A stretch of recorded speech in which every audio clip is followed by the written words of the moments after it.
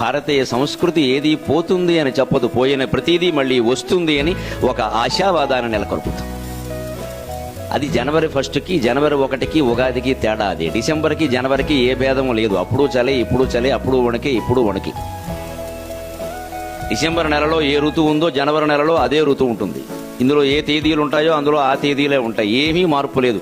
కనీసం పైగా అర్ధరాత్రి 12 గంటలకి సంవత్సరం మారిందంటారు. అర్ధరాత్రి 12 గంటలకి మనిషి పడుకున్నవాడు పక్కకు కూడా జరగడు. మారే ప్రశ్న లేదు. అంటే జనవరి 1 జరపడం సంవత్సరాది కాదు, ఉగాదే నిజమైన సంవత్సరాది. సంవత్సరం మారింది అంటే ఏమైనా మారాలగా. మనకి ఉగాది ప్రారంభం సూర్యోదయంతో మొదలవుతుంది, రాత్రి 12 గంటలకు కాదు. సూర్యోదయం అంటే చీకటి నుంచి వెలుగులోకి చేసే ప్రయాణం. రాత్రంతా చీకటి, పొద్దున్నే వెలుగులోకి ప్రయాణం చేస్తున్నాం. మార్పు. శిశిరం ఆకులన్నీ రాలిపోయిన కాలం, వసంతం అన్నీ చిగురించే కాలం, అదొక మార్పు.